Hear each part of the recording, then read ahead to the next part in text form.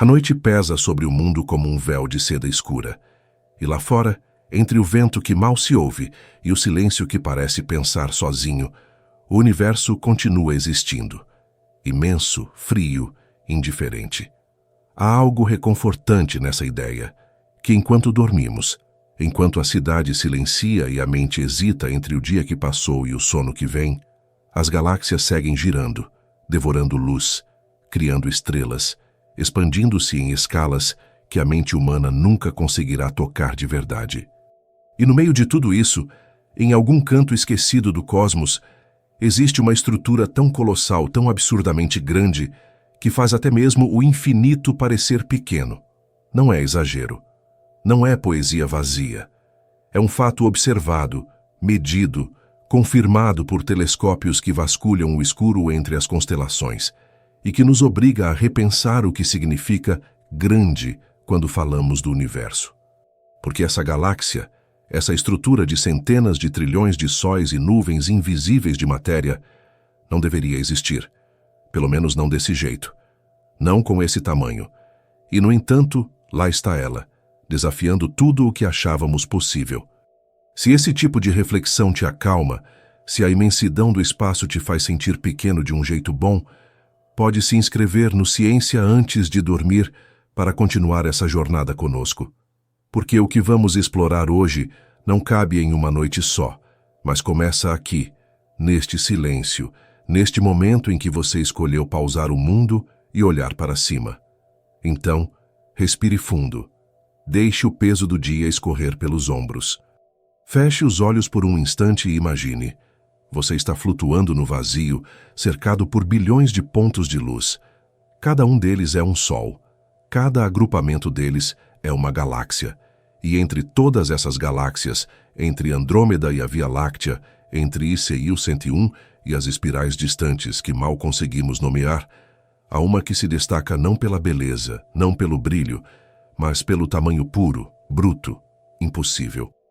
Uma galáxia tão grande que, se pudéssemos vê-la de perto, nosso cérebro desistiria de processar a informação, porque não fomos feitos para compreender essa escala. Não fomos feitos para sentir o peso de trilhões de estrelas orbitando um centro invisível, envoltas em halos de matéria escura que ninguém nunca viu, mas que sabemos estar lá, segurando tudo junto. Que ainda assim, aqui estamos, tentando entender, tentando medir, tentando colocar palavras naquilo que só existe em números tão grandes que parecem ficção. Mas não é ficção, é real. E está mudando tudo o que pensávamos saber sobre como o universo funciona. Foi em uma noite como qualquer outra que tudo mudou. Não houve explosão, não houve alarme.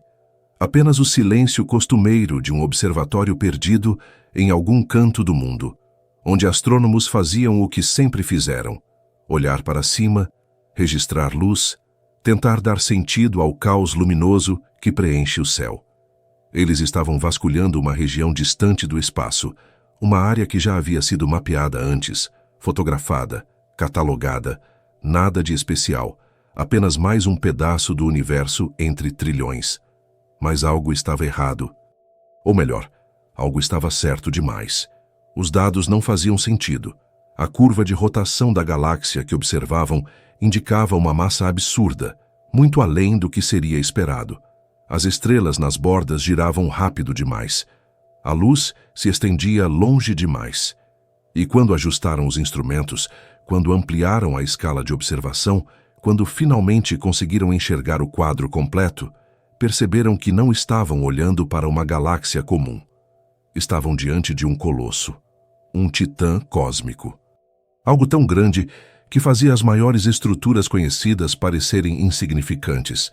Imagine por um instante o que significa perceber isso. Você passa anos estudando galáxias, memorizando suas formas, seus tamanhos médios, suas massas típicas. Você conhece Andrômeda de cor, 2,5 trilhões de estrelas, 220 mil anos-luz de diâmetro, a maior galáxia do grupo local. Você sabe que ICI 101, aquela gigante elíptica distante, é ainda maior, 6 milhões de anos-luz de ponta a ponta, 100 trilhões de estrelas, um monstro solitário no centro de um aglomerado galáctico. Você acredita que conhece os limites do possível. E então, você encontra algo que não deveria existir, algo que rasga esses limites como papel molhado. Algo tão vasto que, ao medi-lo, você precisa verificar os cálculos 3, 4, 5 vezes, porque simplesmente não pode ser verdade. Mas é. E o que vem depois muda tudo. A galáxia em questão, e aqui é importante não tratar isso como ficção, porque cada número é real, cada medição foi confirmada, se espalha por uma extensão que desafia a compreensão humana. Estamos falando de uma estrutura que, se colocada no centro do nosso universo observável, ocuparia uma fração significativa do céu. Não estamos falando de algo 2 ou 3 vezes maior que Andrômeda. Estamos falando de algo dezenas de vezes maior. Centenas de trilhões de estrelas orbitando um núcleo central tão denso, tão massivo, que distorce o espaço ao redor como uma pedra pesada afundando em um lençol de seda. E isso é apenas o que podemos ver. Porque há outra camada, invisível, feita de algo que não emite luz, não reflete luz, não interage com nada que nossos olhos ou telescópios possam capturar diretamente. Matéria escura. Um halo gigantesco, fantasmagórico, que envolve a galáxia inteira como uma névoa silenciosa, mantendo tudo unido pela gravidade pura, pela força invisível que segura o cosmos. Os astrônomos chamam isso de halo de matéria escura, e ele pode se estender por milhões de anos-luz além das estrelas visíveis. É como se a galáxia que vemos fosse apenas a ponta de um iceberg cósmico e o resto, a maior parte, estivesse submerso em uma escuridão que nunca poderemos tocar. Sabemos que está lá porque as estrelas nas bordas giram rápido demais para serem mantidas em órbita, apenas pela massa visível. Sabemos que está lá porque a luz de galáxias mais distantes se curva ao passar perto, distorcida pela gravidade de algo que não conseguimos ver. E sabemos que está lá porque, sem ela, a galáxia inteira deveria ter se despedaçado há bilhões de anos. Mas ela não se despedaçou. Ela está lá, sólida, imensa, girando lentamente como um redemoinho de estrelas perdido no vazio. Agora tente imaginar isso em escala. Pegue a Via Láctea, nossa casa cósmica, com seus 200 bilhões de sóis, seus 100 mil anos-luz de diâmetro, seus braços espirais cheios de nebulosas e estrelas recém-nascidas. Coloque-a ao lado dessa galáxia gigante. Ela desaparece. Torna-se um ponto. Um grão de areia em uma praia infinita. Pegue Andrômeda, a maior do nosso grupo, aquela que vemos no céu de outono como uma mancha difusa de luz. Coloque-a ao lado também. Ela some. Perde toda a grandiosidade. E isso não é exagero poético. É proporção matemática, fria, exata. Estamos falando de uma diferença de escala tão brutal que nossa mente simplesmente não consegue processá-la de verdade. Podemos falar sobre os números. Podemos desenhar gráficos, fazer comparações, usar analogias, mas sentir, compreender de verdade o que significa uma estrutura desse tamanho, isso é impossível, porque não fomos feitos para isso. Nossos cérebros evoluíram para entender savanas, árvores, animais, rostos humanos. Não trilhões de estrelas, não milhões de anos-luz, não a escuridão fria entre galáxias que se afastam umas das outras à velocidade da própria expansão do universo. E ainda assim aqui estamos tentando, porque é isso que fazemos, é isso que sempre fizemos. Desde que olhamos para o céu pela primeira vez, desde que percebemos que aquelas luzes distantes não eram deuses, mas sóis, mundos, estruturas governadas por leis que podemos decifrar. Desde então, nunca paramos de tentar compreender o incompreensível. E cada vez que achamos que chegamos perto, cada vez que acreditamos ter mapeado os limites do possível, o universo nos mostra algo novo, algo maior, algo mais estranho. Como se estivesse sussurrando baixinho, com a paciência infinita de quem existe há bilhões de anos. Você ainda não viu nada. Mas o que torna essa galáxia tão especial não é apenas o tamanho, é o que ela representa. Porque tamanho, no fundo, é apenas um número. O que importa de verdade é o que esse número revela sobre como o universo funciona. E aqui é onde a história se torna ainda mais fascinante, porque essa galáxia gigante não nasceu assim. Ela cresceu, devagar, ao longo de bilhões de anos, e cresceu fazendo algo que parece saído de um conto sombrio, devorando outras galáxias, absorvendo-as, transformando-as em parte de si mesma. E o que isso nos diz sobre a natureza do cosmos, sobre como estruturas se formam, sobre como a matéria se organiza no vazio? Bem, isso muda tudo o que pensávamos saber. Antes de entender o que significa grande no universo, precisamos entender o que significa medir, porque tamanho no cosmos não é uma coisa simples. Não é como medir uma mesa, um prédio, ou mesmo a distância entre cidades. Quando falamos de galáxias, estamos falando de estruturas tão vastas, tão difusas, que não têm bordas claras. Elas não terminam de repente como uma ilha cercada por água. Elas se dissolvem lentamente no vazio, suas estrelas mais externas se afastando cada vez mais do centro, até que, em algum ponto indefinido, você simplesmente para de chamá-las de parte da galáxia. É uma fronteira arbitrária, desenhada por convenção, não por natureza. E isso torna tudo mais complicado, porque quando dizemos que uma galáxia tem 1 milhão de anos-luz de diâmetro, estamos fazendo uma escolha sobre onde ela termina.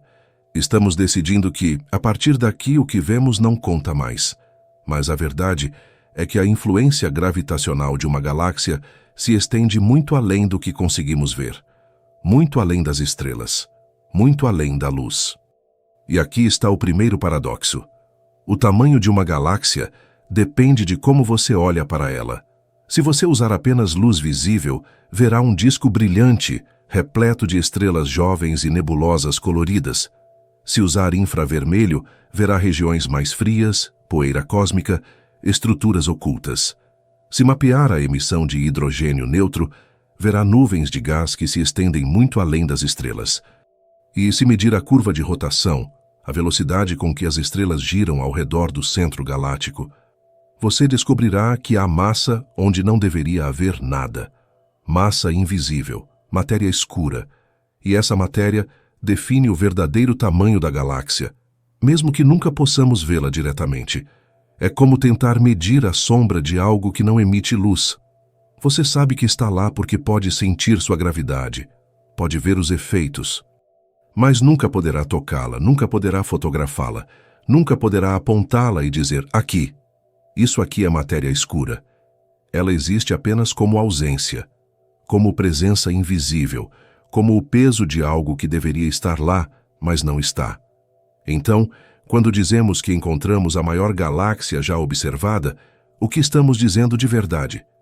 Estamos dizendo que medimos sua massa total, visível e invisível, que rastreamos o movimento das estrelas nas bordas, que calculamos a distribuição de matéria escura, que somamos tudo isso e chegamos a um número que não faz sentido dentro dos modelos que temos, porque as teorias sobre formação de galáxias prevêem limites.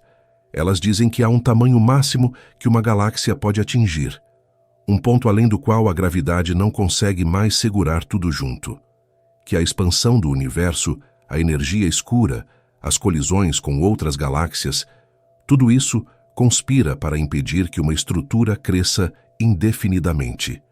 E ainda assim, lá está ela, maior do que deveria ser, mais massiva do que os modelos permitem, como se o universo tivesse esquecido suas próprias regras. Isso importa porque cada descoberta como essa não é apenas um recorde quebrado. É uma pista, é uma peça de um quebra-cabeça muito maior que estamos montando há séculos, desde que Galileu apontou seu telescópio para o céu e percebeu que Júpiter tinha luas, que Vênus tinha fases, que o cosmos não era o que achávamos que era. Desde então, cada nova observação, cada nova tecnologia, cada novo instrumento nos mostrou que o universo é mais estranho, mais complexo, mais surpreendente do que poderíamos imaginar. E isso continua acontecendo, continua nos pegando de surpresa, porque o universo não se importa com o que achamos possível. Ele simplesmente existe, obedecendo a leis que ainda estamos aprendendo a decifrar. Pense na primeira vez que alguém olhou para Andrômeda, não como uma mancha difusa no céu, mas como outra galáxia. Foi em 1924, quando Edwin Hubble usou o telescópio Hooker, no Monte Wilson, para medir a distância até aquela névoa misteriosa que os astrônomos chamavam de M31. Ele descobriu que estava a quase 1 milhão de anos-luz de distância. E isso mudou tudo, porque até então a maioria dos cientistas acreditava que a Via Láctea era todo o universo. Que aquelas manchas difusas no céu, as nebulosas espirais, eram apenas nuvens de gás dentro da nossa própria galáxia. Mas Hubble mostrou que não, que Andrômeda estava além da Via Láctea, que era outra ilha de estrelas separada da nossa por um oceano de vazio. E se havia uma, podia haver outras. Milhões, bilhões, e foi isso que encontramos. Bilhões de galáxias, cada uma com bilhões de estrelas, espalhadas por todo o universo observável. E entre todas elas, algumas se destacavam. Algumas eram maiores, mais brilhantes, mais estranhas. E CI-101 foi uma dessas.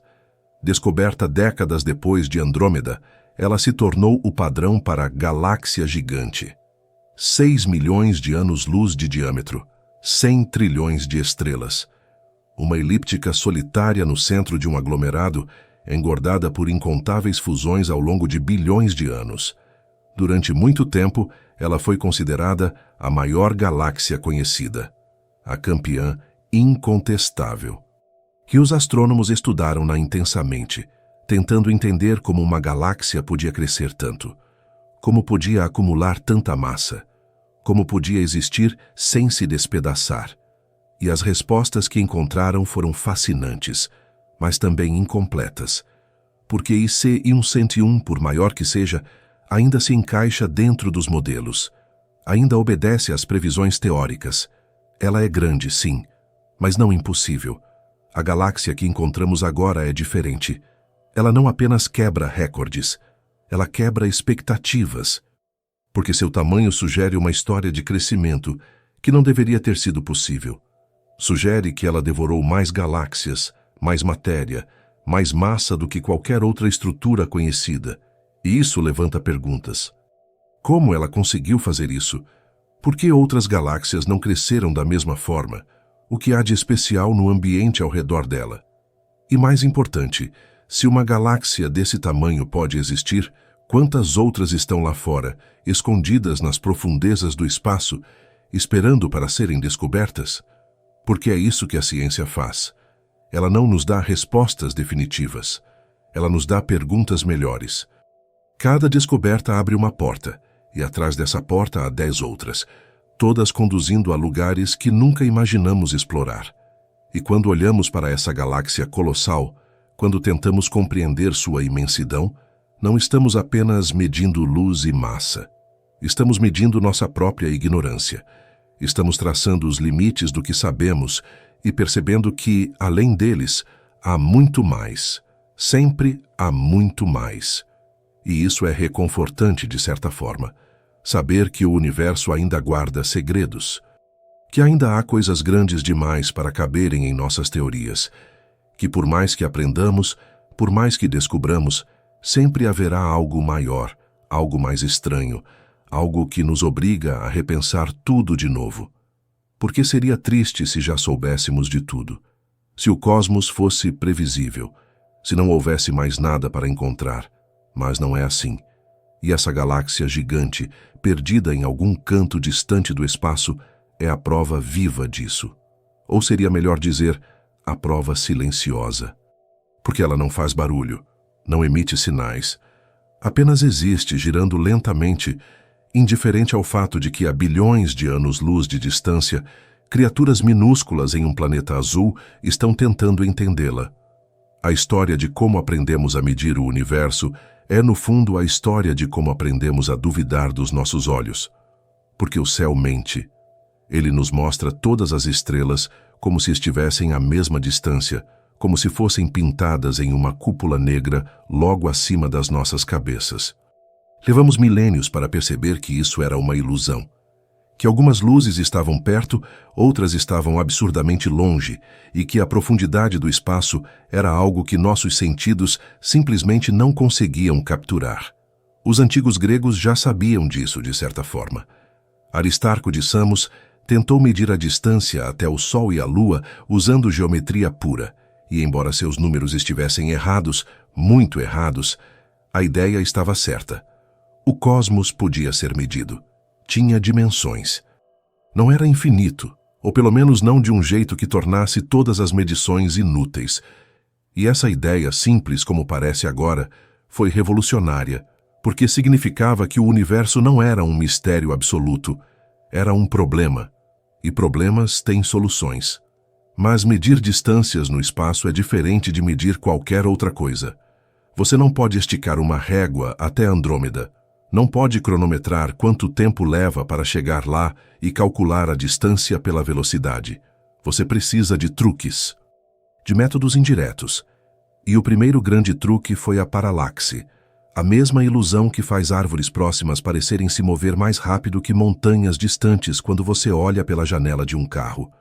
Os astrônomos perceberam que, se observassem uma estrela em janeiro e depois novamente em julho, quando a Terra estivesse do outro lado de sua órbita, a estrela pareceria ter se movido ligeiramente contra o fundo das estrelas mais distantes. E a partir desse movimento minúsculo, quase imperceptível, podiam calcular a distância. Funcionou. Funcionou tão bem que, em meados do século XIX, já tínhamos medido a distância até dezenas de estrelas próximas. Mas só as próximas, porque a paralaxe só funciona até certo ponto. Depois disso, o deslocamento é pequeno demais, o cosmos é grande demais, e você precisa de outro truque. Foi aí que entraram as cefeidas. Estrelas variáveis que pulsam em ritmos previsíveis, brilhando e escurecendo como faróis cósmicos. Henrietta Leavitt, trabalhando no observatório de Harvard no início do século XX, percebeu algo extraordinário. A velocidade com que uma cefeida pulsava estava diretamente relacionada ao seu brilho intrínseco. Quanto mais lenta a pulsação, mais brilhante a estrela. E se você sabia o quão brilhante uma estrela realmente era, podia compará-la com o quão brilhante ela parecia no céu e calcular a distância. Era como ver uma lâmpada de 100 watts no horizonte e, sabendo que ela é uma lâmpada de 100 watts, deduzir o quão longe ela está pela fraqueza da luz que chega até você. Simples, elegante e poderoso, porque de repente você podia medir distâncias até outras galáxias. Podia olhar para Andrômeda, encontrar cefeidas pulsando em seus braços espirais e dizer com confiança: ela está a 2,5 milhões de anos-luz daqui. Não é uma névoa, não é uma nuvem de gás. É outra ilha de estrelas, separada da nossa por um abismo de vazio. E assim, passo a passo, truque por truque, fomos expandindo nossa régua cósmica. Depois das cefeidas, vieram as supernovas do tipo Ia, explosões estelares tão brilhantes, tão uniformes, que podiam ser vistas a bilhões de anos-luz de distância. Depois vieram os desvios para o vermelho, a descoberta de que a luz das galáxias distantes era esticada pela expansão do próprio espaço, e que esse esticamento podia ser usado para calcular tanto distância quanto velocidade. Depois vieram as lentes gravitacionais, os ecos de luz, os mapeamentos tridimensionais de aglomerados galácticos. Cada nova técnica nos levou mais longe. Cada novo instrumento, o telescópio Hubble, o Spitzer, o James Webb, nos mostrou galáxias que estavam lá o tempo todo, mas que nunca tínhamos conseguido ver. E com cada descoberta, o universo ficava maior, mais velho, mais complexo. Andrômeda foi apenas o começo. Depois dela, encontramos Triângulo, uma espiral menor, mas ainda massiva. Depois veio o aglomerado de Virgem, um enxame de milhares de galáxias agrupadas pela gravidade, com M87 no centro. Uma gigante elíptica cuja massa supera a da Via Láctea em dezenas de vezes. Depois vieram as galáxias ultradifusas, tão tênues que quase não podemos vê-las, e as galáxias Starburst, onde estrelas nascem em ritmo frenético, iluminando o cosmos com explosões de luz ultravioleta. E depois, claro, vieram as realmente grandes, as supergigantes. IC 101, Hércules A, ESO 306-17, nomes que soam técnicos frios, mas que representam estruturas de uma beleza e complexidade inimagináveis, cada uma com sua história, cada uma moldada por bilhões de anos de colisões, fusões, crescimento lento e violento. Mas por que algumas galáxias ficam tão grandes? Por que IC 101 tem 100 trilhões de estrelas, enquanto a Via Láctea tem apenas 200 bilhões? A resposta está no ambiente. Galáxias não crescem sozinhas. Elas crescem comendo umas às outras. Que as que ficam no centro de aglomerados densos, onde há muitas vizinhas próximas, têm mais oportunidades de se alimentar. Imagine um enxame de abelhas, todas orbitando o mesmo ponto central, puxadas pela gravidade mútua. De vez em quando, duas se chocam, fundem-se, tornam-se uma. E essa nova abelha, maior, mais massiva, tem mais gravidade, atrai mais vizinhas, cresce ainda mais, e o ciclo continua, durante bilhões de anos. Até que no centro do enxame, resta apenas uma abelha gigante, gorda de todas as fusões, cercada por um halo de destroços, estrelas arrancadas de galáxias menores, nuvens de gás difuso, matéria escura acumulada ao longo de éons. É um processo lento, incrivelmente lento. Galáxias não colidem como carros. Elas se aproximam ao longo de milhões de anos, distorcendo-se mutuamente com a gravidade, esticando braços espirais, arrancando estrelas das bordas. E quando finalmente se tocam, quando seus núcleos se encontram, não há explosão. Não há choque violento. As estrelas estão tão distantes umas das outras que a maioria simplesmente passa entre os espaços vazios, como duas nuvens de mosquitos se atravessando sem que nenhum mosquito colida. Mas a gravidade age, puxa, mistura, redistribui. E no final, o que resta é uma nova galáxia, maior, mais caótica, cheia de estrelas em órbitas estranhas e irregulares. E se isso acontece repetidamente, se uma galáxia devora dezenas, centenas de vizinhas menores, ela pode crescer até dimensões colossais. IC 101 fez isso. Está no centro do aglomerado Abell 2029, um enxame de galáxias tão massivo que distorce o espaço ao redor. E durante bilhões de anos ela devorou tudo o que se aproximou. Absorveu galáxias espirais, transformando-as em parte de sua estrutura elíptica. Engoliu nuvens de gás, alimentando surtos de formação estelar que depois se apagaram, deixando apenas estrelas velhas, vermelhas, frias. E agora ela simplesmente existe, girando devagar, como um gigante adormecido, cercada por um halo de matéria escura que se estende por milhões de anos-luz. E durante muito tempo, achamos que essa era a resposta. Que galáxias gigantes cresciam em ambientes densos, devorando vizinhas, acumulando massa até atingir um limite natural, imposto pela expansão do universo e pela energia escura que puxa tudo para longe. Mas então encontramos a maior, e ela não está onde deveria estar. Não está no centro de um aglomerado ultradenso, não está cercada por milhares de galáxias menores. Está em um ambiente que, pelos nossos modelos, não deveria ter permitido que ela crescesse tanto. E isso muda a história. Porque significa que há algo que não entendemos, algo que estamos perdendo. E o universo, como sempre, nos observa em silêncio, guardando seus segredos, esperando para ver se conseguiremos decifrá-los. Para começar a compreender o tamanho dessa galáxia, precisamos primeiro entender como é pequena a nossa. A Via Láctea, esse redemoinho de luz onde vivemos, parece imensa quando olhamos para o céu noturno e vemos aquela faixa esbranquiçada cortando o horizonte. E é imensa, sim. 200 bilhões de estrelas, 100 mil anos-luz de um lado ao outro, 4 braços espirais cheios de nebulosas, onde estrelas nascem e morrem em ciclos que duram milhões de anos. Mas no contexto cósmico, no grande esquema das coisas, a Via Láctea é mediana. Nem grande nem pequena, apenas uma entre bilhões, girando em sua própria órbita ao redor do centro do grupo local, que é o aglomerado gravitacional ao qual pertencemos. E dentro desse grupo, ela nem é a maior. Andrômeda é. Andrômeda, aquela mancha difusa que podemos ver a olho nu em noites escuras, está a 2,5 milhões de anos-luz de distância e contém cerca de 1 trilhão de estrelas. O dobro da Via Láctea. E isso já parece muito, já parece uma enormidade. Mas não é nada, não perto do que encontramos. Imagine agora que você pega a Via Láctea e a coloca ao lado de IC 1101. A comparação é brutal. IC 1101 tem 6 milhões de anos-luz de diâmetro, 60 vezes maior que a Via Láctea. 100 trilhões de estrelas, 500 vezes mais que a nossa galáxia. Se você pudesse vê-las lado a lado, a Via Láctea seria um grão de areia ao lado de uma bola de futebol. E Andrômeda? Seria apenas um grão ligeiramente maior. A diferença de escala é tão grande que nossa mente simplesmente não consegue processá-la de verdade.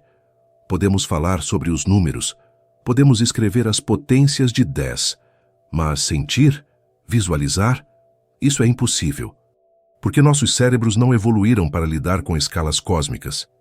Evoluíram para reconhecer rostos, julgar distâncias entre árvores, calcular a velocidade de um predador correndo em nossa direção, não para imaginar estruturas que levam milhões de anos para a luz atravessar. Mas podemos tentar, podemos usar analogias.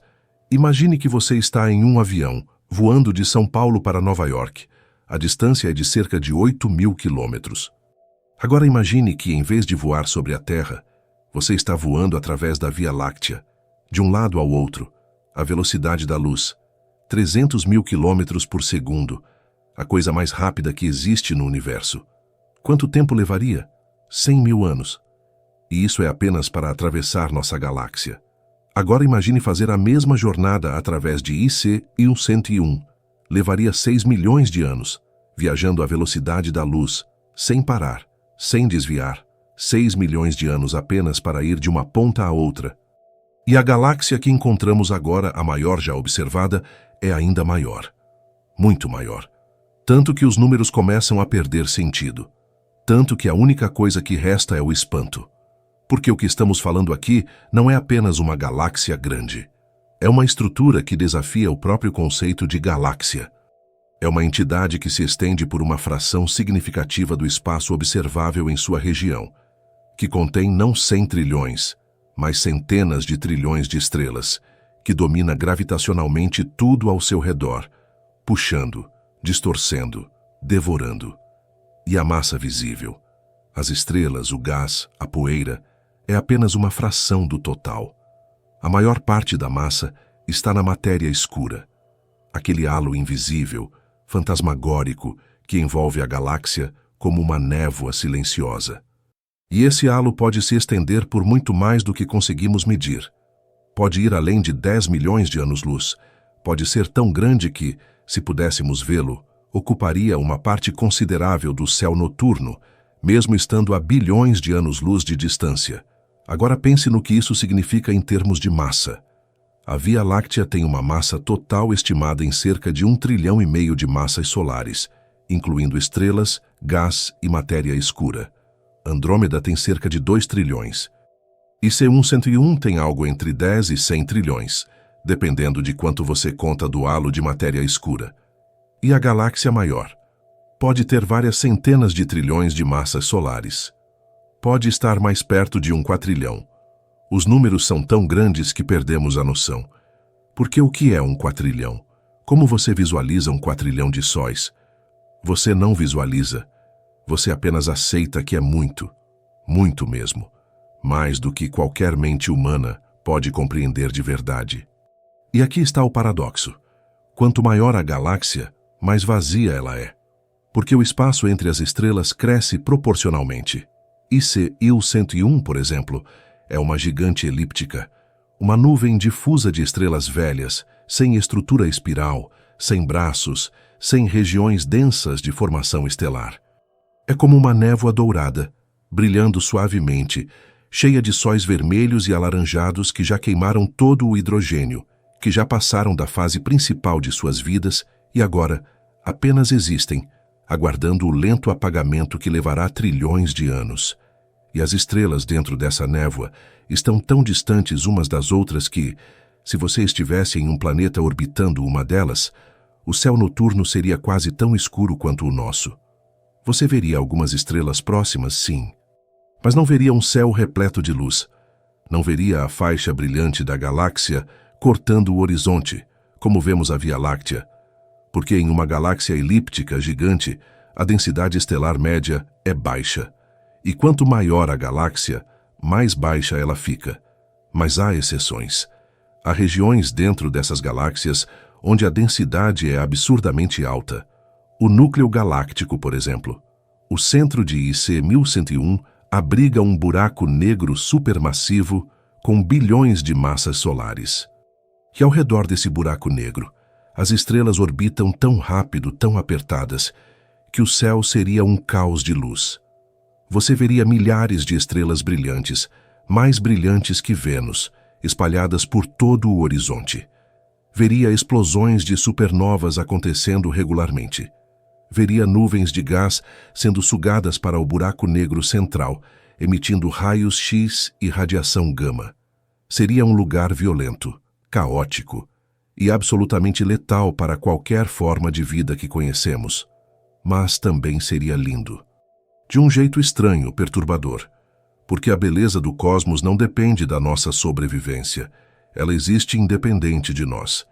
E a galáxia maior? O que está em seu núcleo? Sabemos que deve haver um buraco negro central. Sabemos porque toda galáxia massiva tem um.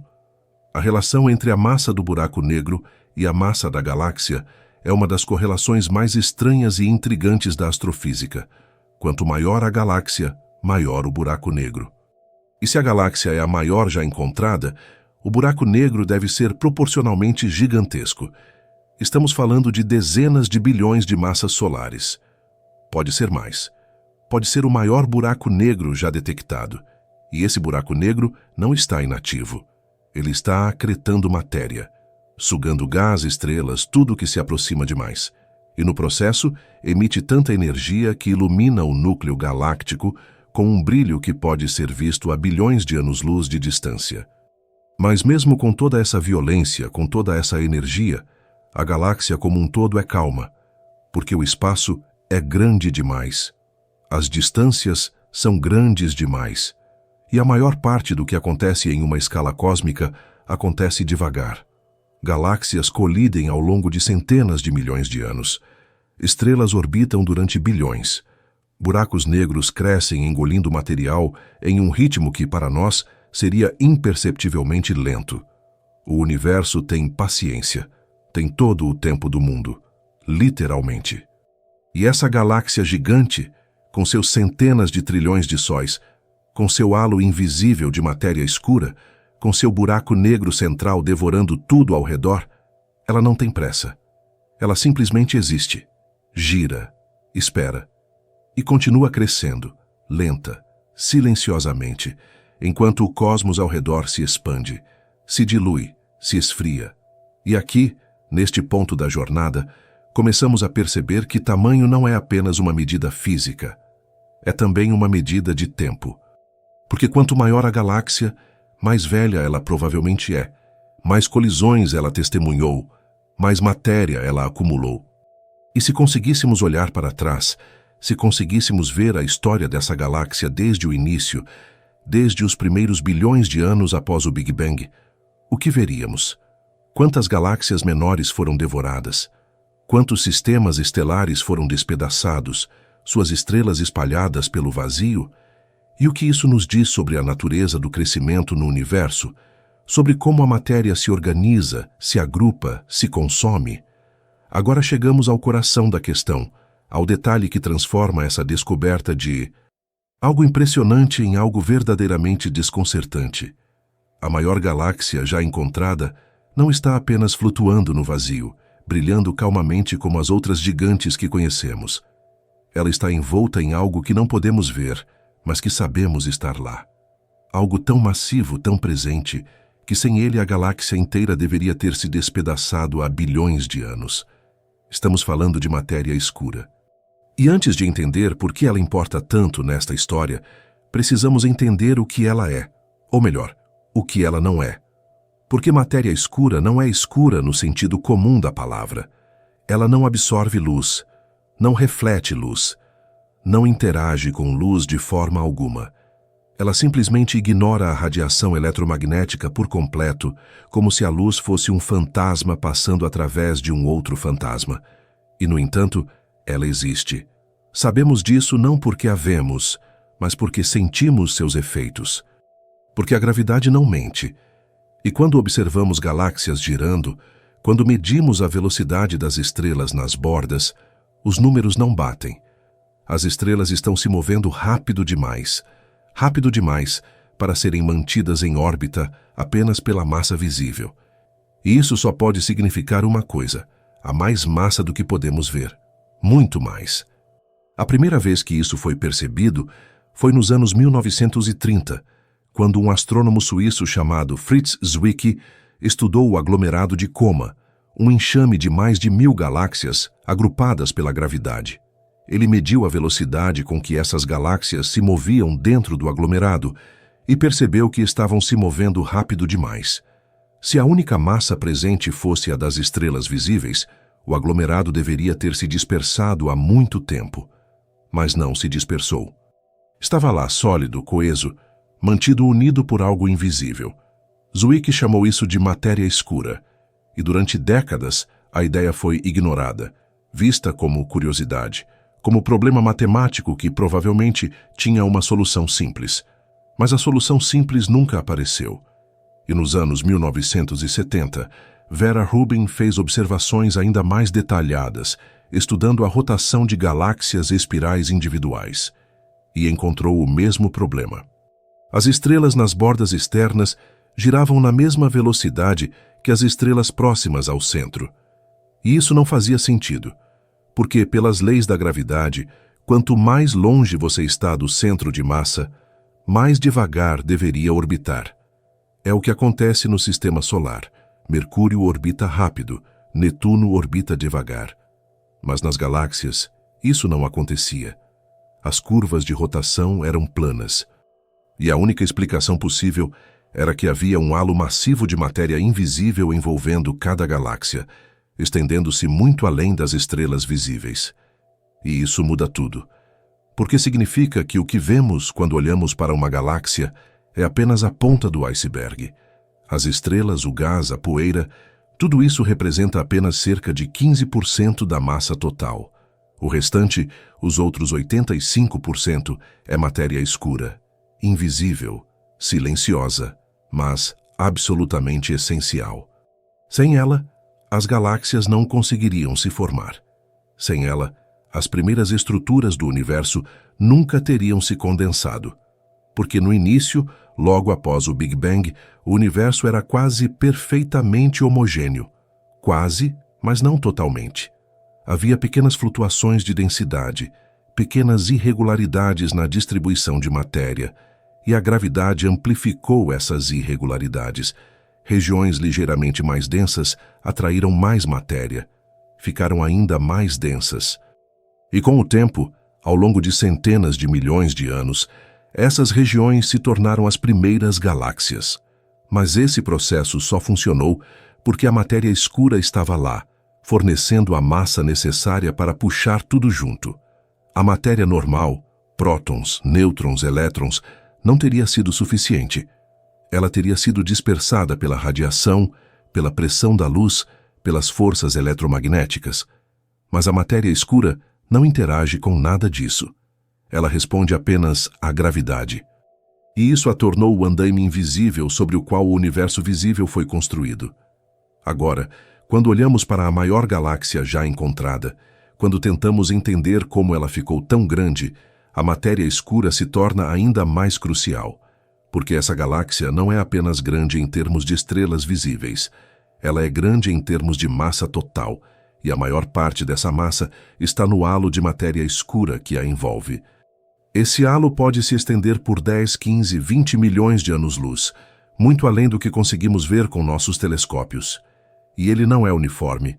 Ele tem estrutura, tem correntes, fluxos, regiões mais densas e regiões mais difusas, porque a matéria escura, embora invisível, ainda obedece às leis da física, ainda forma padrões, ainda se agrupa ao redor de centros de gravidade.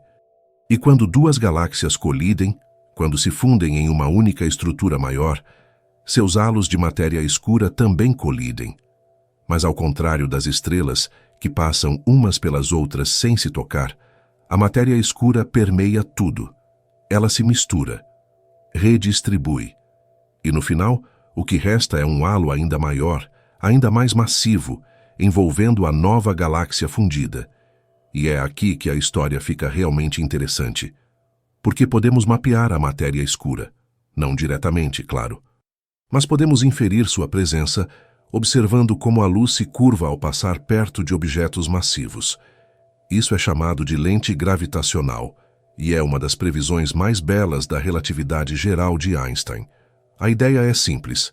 A gravidade distorce o espaço, e quando a luz viaja através do espaço distorcido, ela segue uma trajetória curva, como se estivesse passando por uma lente. Então, se observamos uma galáxia distante e notamos que sua imagem está distorcida, esticada, multiplicada, sabemos que há algo massivo no caminho. E na maioria das vezes, esse algo é um aglomerado de galáxias cercado por um halo gigantesco de matéria escura. Podemos usar essas distorções para criar mapas tridimensionais da distribuição de matéria escura no universo, e o que encontramos é fascinante. A matéria escura não está distribuída uniformemente. Ela forma uma teia cósmica, filamentos longos e finos conectando aglomerados densos, com vastos vazios entre eles.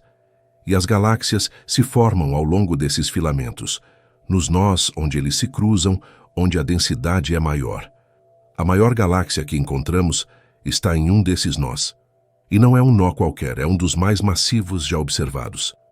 Um ponto onde múltiplos filamentos se encontram, onde a concentração de matéria escura é tão alta que criou um poço gravitacional profundo, puxando tudo ao redor para dentro. E durante bilhões de anos, galáxias menores caíram nesse poço. Foram capturadas, devoradas. E suas estrelas, seu gás, sua matéria escura. Tudo foi incorporado à estrutura crescente da galáxia gigante. É um processo lento, mas implacável. E o resultado é o que vemos agora. Uma estrutura tão massiva que domina completamente sua região do espaço. Nada escapa de sua gravidade. Tudo que passa perto o suficiente é eventualmente absorvido. E quanto mais ela cresce, mais forte sua gravidade se torna. E quanto mais forte sua gravidade, mais matéria ela atrai. É um ciclo de retroalimentação. E, em teoria, ele poderia continuar indefinidamente, criando galáxias cada vez maiores, cada vez mais massivas, até que todo o universo local fosse engolido. Mas isso não acontece, porque há um limite. A expansão do universo, impulsionada pela energia escura, está constantemente empurrando as estruturas para longe umas das outras. E chega um ponto em que a expansão vence a gravidade, onde galáxias distantes se afastam tão rápido que nunca poderão colidir, não importa quanto tempo passe. E isso define um horizonte, um limite para o quão grande uma galáxia pode crescer, ou pelo menos é o que pensávamos, porque a galáxia que encontramos parece ter ultrapassado esse limite, parece ter crescido além do que os modelos preveem. E isso nos deixa com uma pergunta incômoda. Será que não entendemos a matéria escura tão bem quanto achávamos? Será que há algo mais acontecendo? Algum processo que ainda não identificamos? Ou será que essa galáxia é apenas um outlier estatístico, um caso extremamente raro que surge por puro acaso? Não sabemos. Ainda não. Mas o fato de que ela existe, o fato de que podemos observá-la, medi-la, estudá-la, isso já é extraordinário. Porque cada anomalia, cada coisa que não se encaixa perfeitamente nos nossos modelos, é uma oportunidade, uma chance de aprender algo novo, de refinar nossas teorias, de olhar para o universo com olhos mais atentos e perceber detalhes que antes passavam despercebidos. E a matéria escura, esse componente invisível que domina a massa do cosmos, continua sendo um dos maiores mistérios da física moderna. Sabemos que está lá, sabemos quanto dela existe, mas não sabemos do que é feita. Não sabemos se são partículas exóticas, campos quânticos, ou algo completamente diferente. E essa galáxia gigante, com seu halo colossal de matéria invisível, pode ser a chave para desvendar esse mistério. Ou pode ser apenas mais uma peça do quebra-cabeça, esperando pacientemente para que nós, lá de longe, consigamos entender. Galáxias não nascem grandes.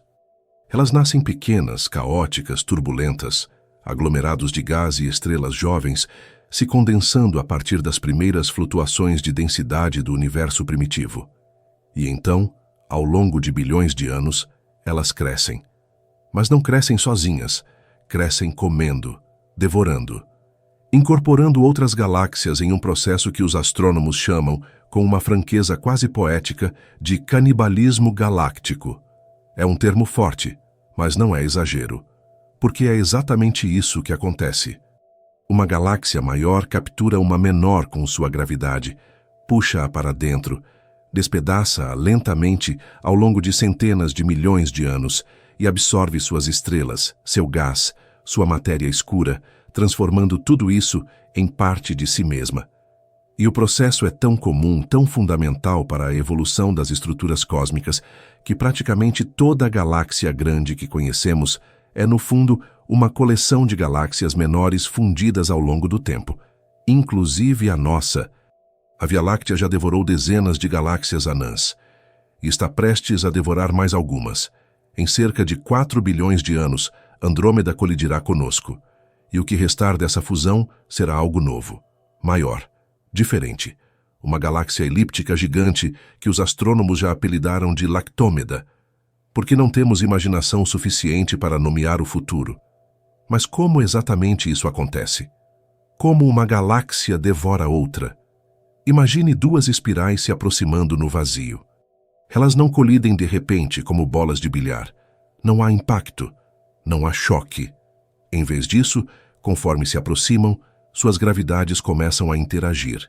E a gravidade, sendo uma força que age à distância, começa a distorcer ambas as galáxias, muito antes de elas se tocarem. Os braços espirais se esticam, começam a se deformar. Estrelas nas bordas são arrancadas de suas órbitas e lançadas para o espaço intergaláctico, formando longas caudas de matéria que se estendem por centenas de milhares de anos-luz. Essas caudas são chamadas de correntes estelares e podemos vê-las ao redor de muitas galáxias grandes.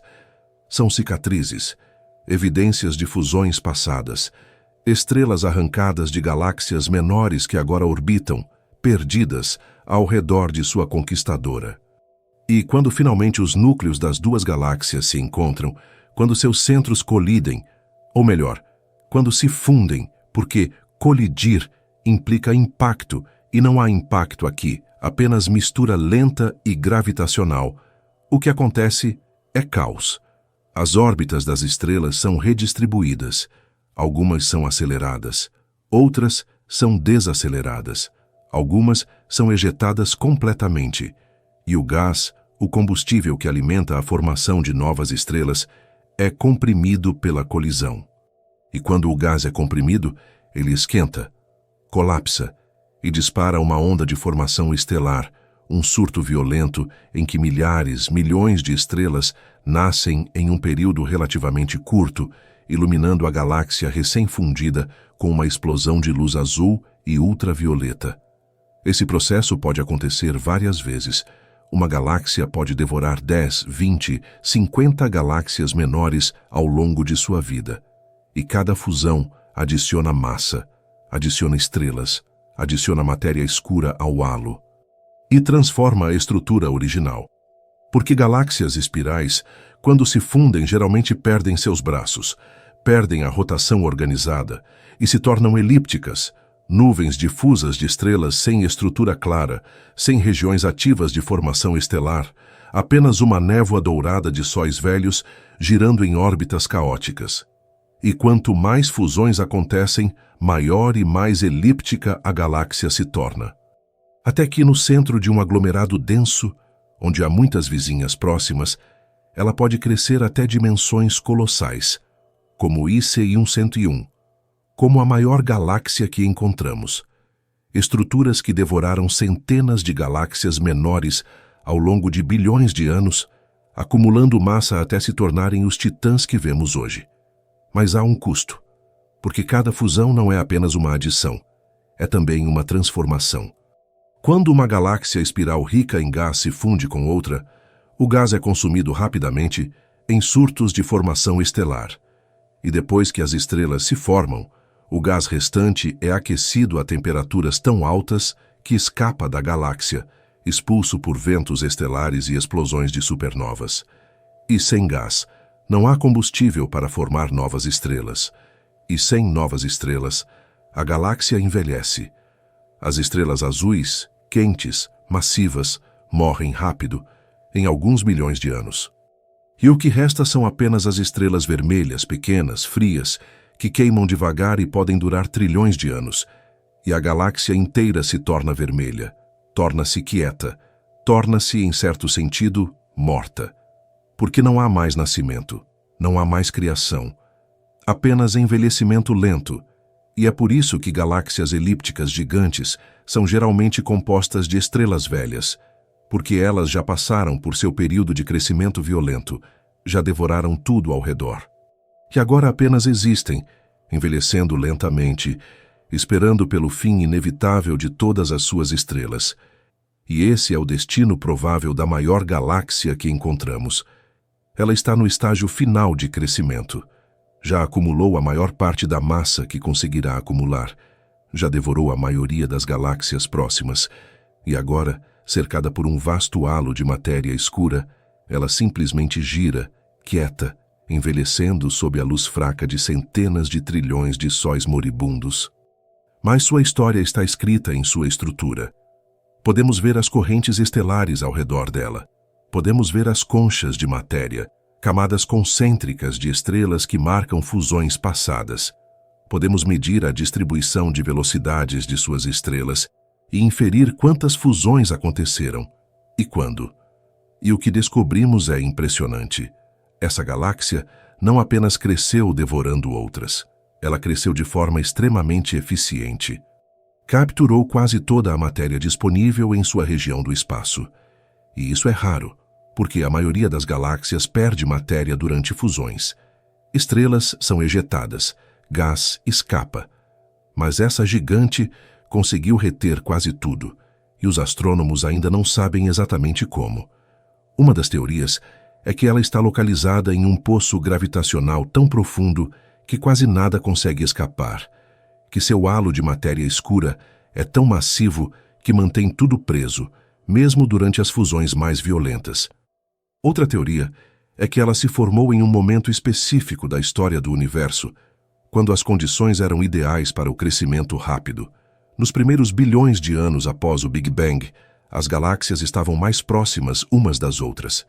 A expansão do universo ainda não havia separado tudo, e fusões eram muito mais comuns. Então, se essa galáxia começou a crescer cedo, se capturou muitas vizinhas nos primeiros estágios, poderia ter acumulado massa suficiente para dominar sua região antes que a expansão cósmica começasse a afastar tudo. E uma vez que você é a maior estrutura em sua vizinhança, continuar crescendo fica mais fácil, porque sua gravidade é mais forte, seu alcance é maior, e galáxias menores continuam caindo em sua direção, atraídas pelo poço gravitacional que você criou. Mas há algo perturbador nessa ideia. Porque se uma galáxia pode crescer tanto, se pode devorar tudo ao redor e se tornar tão massiva que domina completamente sua região, o que impede que isso aconteça em escala ainda maior? O que impede que múltiplas galáxias gigantes se fundam e criem uma superestrutura ainda maior? A resposta, claro, é a expansão do universo. A energia escura. Essa força misteriosa que está acelerando a separação de tudo. Em algum ponto, a expansão vence a gravidade. E estruturas distantes se afastam tão rápido que nunca poderão se unir. Mas esse limite não é fixo. Ele depende da densidade local de matéria. E em regiões onde a densidade é muito alta, onde há muita massa concentrada em um espaço pequeno, a gravidade pode vencer a expansão por mais tempo. Pode continuar puxando matéria para dentro. Pode continuar alimentando o crescimento da estrutura central. E é possível que a maior galáxia que encontramos esteja exatamente nessa situação. Que ela esteja em uma região do universo onde a densidade de matéria é tão alta que a expansão ainda não conseguiu dispersar tudo, que ela ainda esteja crescendo, ainda esteja devorando, e que daqui a bilhões de anos, quando finalmente conseguirmos observá-la novamente, se é que isso for possível, dado o ritmo com que o universo se expande, ela será ainda maior, ainda mais massiva, um colosso em constante evolução, desafiando tudo o que achamos saber sobre os limites do crescimento cósmico. Ou não. Pode ser que ela já tenha parado de crescer, que já tenha consumido tudo ao redor, e que agora apenas exista, solitária, cercada por um vazio cada vez maior, enquanto o resto do universo se afasta. De qualquer forma, ela está lá, real, mensurável, e continua nos forçando a repensar nossas teorias sobre como galáxias crescem, vivem e morrem. O problema com a maior galáxia já encontrada não é apenas que ela existe, é que ela não deveria existir, pelo menos não do jeito que existe. Porque temos modelos, simulações complexas que rodam em supercomputadores, recriando bilhões de anos de evolução cósmica em alguns dias de cálculo. Essas simulações começam com as condições iniciais do universo, as pequenas flutuações de densidade deixadas pelo Big Bang, e aplicam as leis da física, gravidade, termodinâmica, interações entre matéria e radiação. E elas nos mostram como galáxias se formam, como crescem, como colidem, como se fundem. E, na maioria dos casos, essas simulações funcionam bem.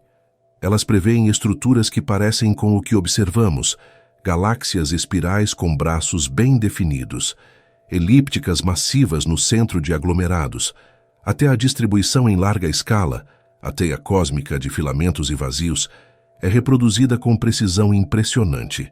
Mas há limites, sempre há limites, e um desses limites é o tamanho máximo que uma galáxia pode atingir. Porque conforme uma galáxia cresce, vários processos começam a trabalhar contra ela. A expansão do universo afasta galáxias vizinhas. A energia escura acelera essa separação. E dentro da própria galáxia, explosões de supernovas e ventos estelares expulsam gás, impedindo a formação de novas estrelas. Então, mesmo que uma galáxia devore muitas vizinhas, há um ponto além do qual ela não consegue mais crescer de forma eficiente. E segundo nossos modelos, esse ponto está bem abaixo do tamanho da galáxia que encontramos. Então, o que está acontecendo? Como essa galáxia conseguiu ultrapassar o limite? Uma possibilidade é que nossos modelos estejam errados, ou melhor, incompletos. Porque modelos são sempre simplificações. Eles não conseguem capturar toda a complexidade do universo. Precisam fazer suposições, ignorar certos processos para que os cálculos sejam viáveis. E pode ser que estejamos ignorando algo importante.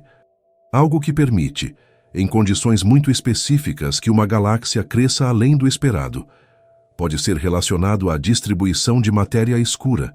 Pode ser que o halo dessa galáxia tenha uma estrutura única, mais densa no centro, mais estável, capaz de reter matéria de forma mais eficiente durante fusões. Ou pode ser algo relacionado ao ambiente. Pode ser que ela esteja em uma região do universo onde a densidade local de galáxias era, nos primeiros bilhões de anos, muito maior do que a média. Uma região onde fusões aconteciam com mais frequência, onde havia mais combustível disponível para alimentar o crescimento. E uma vez que você acumula massa suficiente no início, uma vez que se torna a estrutura dominante em sua vizinhança, continuar crescendo se torna uma profecia autorrealizável. Você atrai mais matéria, que aumenta sua massa, que aumenta sua gravidade, que atrai ainda mais matéria. Mas há outra possibilidade, mais intrigante e mais perturbadora. Pode ser que essa galáxia seja simplesmente um outlier estatístico, um evento extremamente raro, porque o universo é grande, imensamente grande. E quando você tem bilhões de galáxias, quando você observa trilhões de estruturas, eventualmente você vai encontrar exceções. Vai encontrar casos extremos que desafiam as expectativas. Não porque as leis da física sejam diferentes lá, mas porque, dada uma quantidade suficiente de tentativas, até mesmo eventos improváveis acabam acontecendo. É como jogar dados. Se você jogar um dado uma vez, a chance de tirar 6 é pequena. Mas se você jogar 1 trilhão de vezes, vai tirar 6 muitas vezes. E pode ser que essa galáxia seja o equivalente cósmico de tirar 6, 10 vezes seguidas. Raro, improvável, mas não impossível. E se for esse o caso, então ela não quebra nossos modelos, apenas os testa. Nos mostra que estamos operando nos limites da nossa compreensão, onde as previsões começam a ficar nebulosas, onde a incerteza é alta, mas onde ainda podemos aprender algo valioso. E o que aprendemos é que o universo não é uniforme, não é perfeitamente simétrico, não é governado apenas por médias e tendências gerais. Há variação, há caos. Há eventos únicos que acontecem apenas uma vez em bilhões de anos em um canto específico do espaço, sob condições específicas que nunca mais serão replicadas. E isso é importante, porque significa que não importa o quão bons sejam nossos modelos, não importa o quão precisas sejam nossas simulações, sempre haverá surpresas. Sempre haverá algo que não previmos, algo que nos obriga a olhar mais de perto, questionar nossas suposições, refinar nossas teorias. E essa galáxia gigante, com seu tamanho impossível, é exatamente isso. Uma surpresa. Um lembrete de que o cosmos é mais estranho, mais complexo, mais rico em detalhes do que qualquer modelo pode capturar completamente. Mas desafiar os modelos não significa quebrá-los. Não significa que estamos completamente errados. Significa que estamos no caminho certo, mas que ainda há ajustes a fazer. Ainda há peças faltando. E os astrônomos adoram isso. Adoram encontrar anomalias. Adoram casos que não se encaixam perfeitamente, porque é aí que o progresso acontece. É aí que aprendemos coisas novas. Se tudo se encaixasse perfeitamente, se todas as observações confirmassem exatamente o que esperávamos, a ciência seria entediante, seria apenas confirmação. Não haveria descoberta. Não haveria aquele momento de espanto em que você percebe que o universo acabou de te mostrar algo que você não sabia que era possível. E esse momento, esse instante de percepção, de compreensão súbita de que algo está errado com o que você achava que sabia, é o que move a ciência para frente. Então, quando olhamos para essa galáxia e vemos que ela é maior do que deveria ser, a pergunta não é como isso é possível. A pergunta é o que estamos perdendo, o que nossos modelos não estão capturando, que processo físico está acontecendo que ainda não identificamos. E as respostas podem estar em lugares inesperados. Podem estar na natureza da matéria escura. Pode ser que a matéria escura não seja tão uniforme quanto pensamos. Pode ser que existam diferentes tipos de matéria escura com propriedades ligeiramente diferentes, e que o halo dessa galáxia seja composto por um tipo mais pegajoso, mais capaz de reter matéria durante fusões. Ou podem estar na história térmica do gás intergaláctico. Pode ser que, na região onde essa galáxia se formou, o gás tenha sido aquecido de forma diferente nos primeiros bilhões de anos, permitindo que mais matéria colapsasse e formasse estrelas. Ou podem estar em algo que ainda nem consideramos, algum efeito sutil, alguma interação que só se torna importante em escalas extremas, quando você está lidando com centenas de trilhões de massas solares concentradas em um único sistema. E aqui está o fascínio. Não sabemos. Ainda não. E isso é bom. Porque significa que ainda há trabalho a fazer. Ainda há observações a coletar. Ainda há dados a analisar. E cada nova descoberta, cada nova medição, nos aproxima um pouco mais da resposta. Ou nos leva a perguntas ainda melhores. Porque é assim que a ciência funciona. Não em saltos súbitos de ignorância total para conhecimento completo, mas em passos pequenos, cautelosos, onde cada resposta revela 2 novas perguntas. E o processo nunca termina, porque o universo é grande demais, complexo demais, cheio de detalhes demais para que possamos algum dia saber tudo. Mas podemos continuar tentando, e cada tentativa, cada esforço para entender uma anomalia como essa galáxia gigante, nos dá uma compreensão um pouco mais profunda do cosmos. E isso importa não apenas para os cientistas, importa para todos nós. Porque essa galáxia, esse colosso perdido no vazio, nos lembra de algo fundamental, que o universo não foi feito para nós, não foi projetado pensando em humanos. Ele simplesmente existe, obedecendo a leis que demoramos milênios para começar a decifrar. E há uma humildade necessária nisso, uma aceitação de que somos pequenos, de que nossa compreensão é limitada, de que há muito mais lá fora do que jamais conseguiremos explorar diretamente. Mas, ao mesmo tempo, há um orgulho estranho, porque, apesar de sermos pequenos, apesar de estarmos presos a um planeta minúsculo, orbitando uma estrela comum em uma galáxia mediana, conseguimos olhar para fora. Conseguimos medir estruturas a bilhões de anos-luz de distância. Conseguimos pesar galáxias, calcular suas massas, inferir a presença de matéria que nunca vimos, e conseguimos fazer perguntas sobre por que elas são do jeito que são. E às vezes, apenas às vezes, conseguimos encontrar respostas, ou pelo menos nos aproximar delas. E essa galáxia gigante, maior do que deveria ser, mais massiva do que os modelos preveem, continua lá, silenciosa, indiferente ao fato de que desafia nossas expectativas, porque ela não se importa com nossos modelos, não se importa com nossas teorias. Ela apenas existe, girando lentamente no vazio, envolta em seu halo invisível, guardando segredos que ainda estamos aprendendo a decifrar. E pode ser que nunca a compreendamos completamente, pode ser que ela sempre permaneça em parte um mistério. Mas isso não torna o esforço inútil, torna o esforço humano, torna o esforço nosso. Há algo estranho e reconfortante na ideia de que, quando olhamos para essa galáxia gigante, não estamos vendo-a como ela é agora. Estamos vendo-a como ela era. Porque a luz leva tempo para viajar. E no universo, distância e tempo são a mesma coisa. Quando dizemos que uma galáxia está a 1 bilhão de anos-luz de distância, estamos dizendo que a luz que vemos hoje saiu de lá há 1 bilhão de anos. E isso transforma cada telescópio em uma máquina do tempo. Cada observação em uma janela para o passado. Quanto mais longe olhamos, mais para trás no tempo vemos, e a galáxia gigante que encontramos, dependendo de sua distância exata, pode estar sendo vista como era há bilhões de anos, quando o universo era mais jovem, mais denso, mais caótico. E isso significa que o que estamos observando não é o estado final dessa estrutura. É apenas um instantâneo, um momento congelado em sua longa história. E a galáxia real, a galáxia como ela existe agora, neste exato segundo, pode ser completamente diferente. Pode ter crescido ainda mais, pode ter devorado mais vizinhas, ou pode ter começado a se dispersar, suas estrelas mais externas sendo arrancadas pela expansão do espaço, pelo puxão gravitacional de estruturas ainda maiores.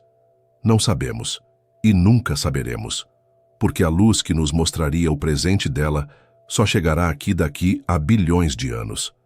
E nós provavelmente não estaremos mais aqui para vê-la. Esse descompasso temporal é uma das coisas mais estranhas da astronomia, porque quando estudamos o universo, estamos estudando o passado, sempre. Até mesmo quando olhamos para o Sol, vemos como ele era há 8 minutos. O tempo que a luz leva para viajar os 150 milhões de quilômetros entre ele e a Terra. Quando olhamos para a estrela mais próxima, Próxima Centauri, vemos como ela era há 4 anos. Quando olhamos para Andrômeda, vemos como ela era há 2,5 milhões de anos, quando nossos ancestrais hominídeos ainda estavam aprendendo a caminhar eretos nas savanas africanas. E quando olhamos para as galáxias mais distantes já detectadas, aquelas nos confins do universo observável, vemos como elas eram há mais de 13 bilhões de anos, quando o cosmos tinha apenas algumas centenas de milhões de anos de idade, quando as primeiras estrelas estavam apenas começando a iluminar a escuridão primordial. É como se o universo fosse um arquivo vivo, uma biblioteca infinita, onde cada página mostra um momento diferente da história. E nós, observadores presos no presente, podemos folhear essas páginas apenas olhando em diferentes direções, para diferentes distâncias. E isso nos dá uma perspectiva única, porque podemos ver a evolução cósmica acontecendo.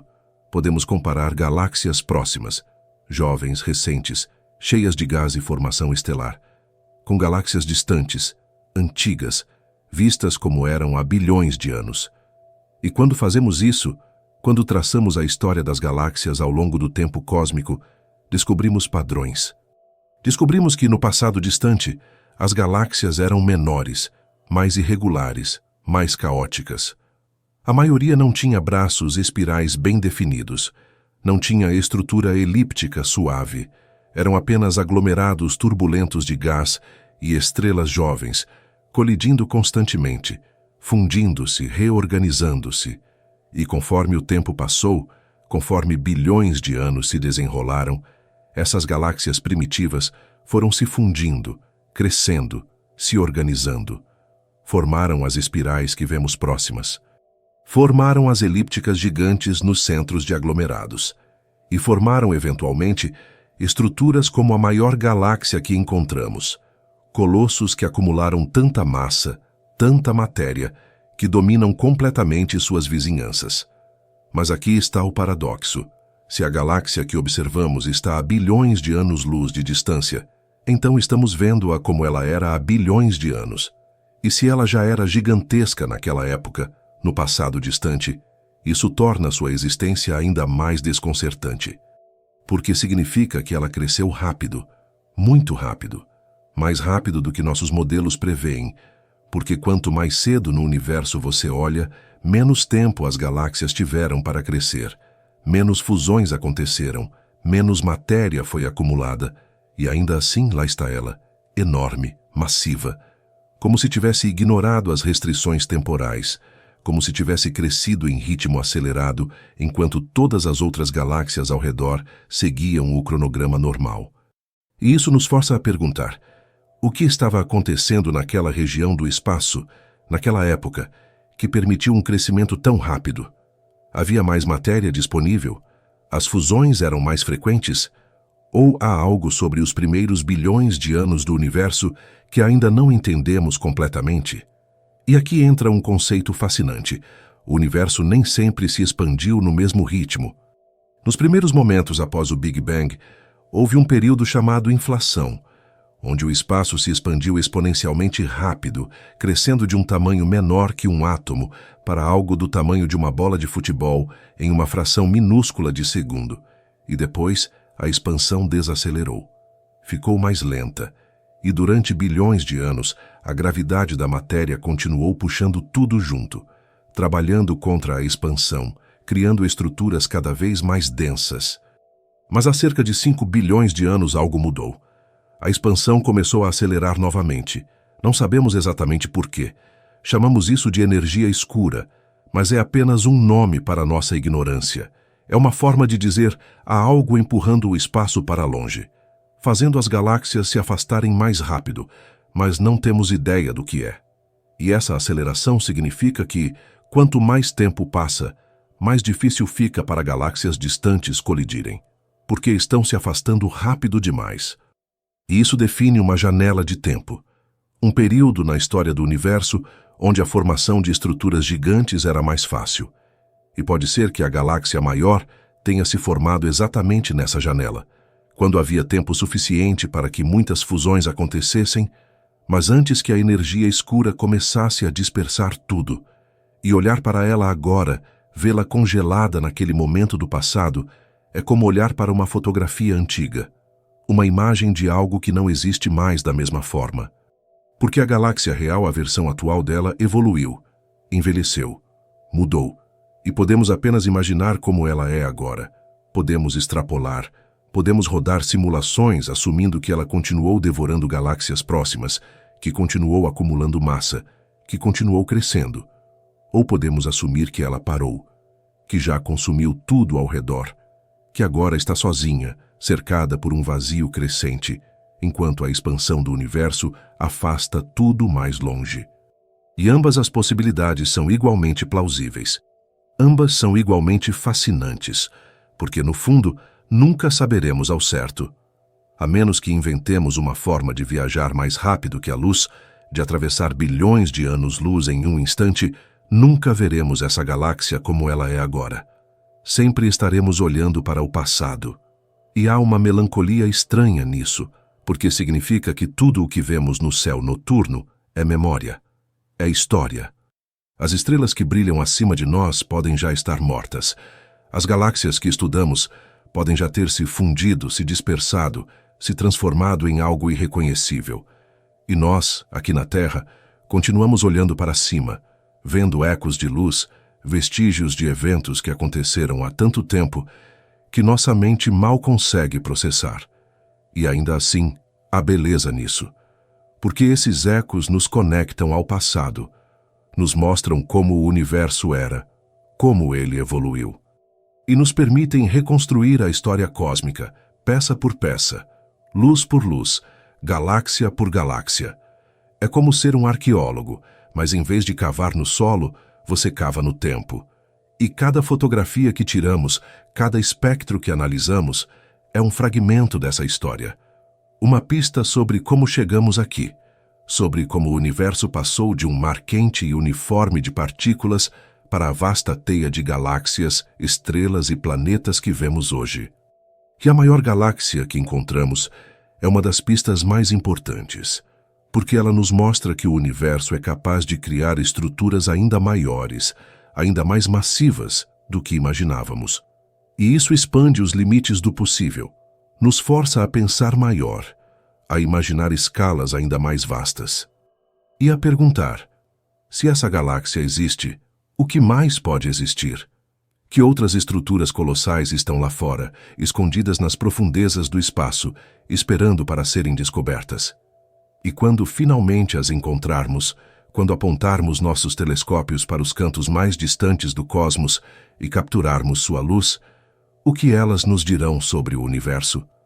O que elas nos dirão sobre nós mesmos, sobre nossa capacidade de compreender o incompreensível, de medir o imensurável, de dar sentido ao caos? Quando pensamos em galáxias, pensamos em luz, em estrelas brilhando, nebulosas coloridas, explosões de supernovas iluminando o vazio. Mas a verdade é que a maior parte de uma galáxia é escuridão. Não apenas o espaço vazio entre as estrelas, embora esse também conte, mas algo muito mais estranho, algo que está lá exercendo gravidade, mantendo tudo unido, mas que nunca emitirá um único fóton, matéria escura.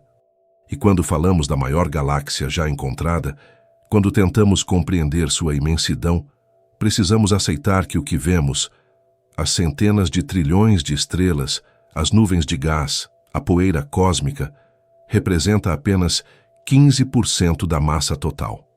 O resto é invisível. É um halo fantasmagórico que se estende por milhões de anos-luz, além da última estrela visível, uma presença sentida apenas pela forma como distorce o espaço ao redor, pela forma como curva a luz de galáxias mais distantes, pela forma como mantém as estrelas nas bordas orbitando mais rápido do que deveriam. E esse halo não é uniforme, não é uma névoa suave e simétrica. Ele tem estrutura, tem densidade variável. Tem correntes e filamentos, regiões onde a matéria escura se acumulou mais densamente, outras onde ela se dispersou. É como uma teia invisível, tecida ao redor da galáxia, sustentando-a, definindo-a, mesmo que nunca possamos vê-la diretamente. E aqui está uma das grandes ironias da astrofísica moderna. Sabemos mais sobre o que não podemos ver do que sobre o que podemos.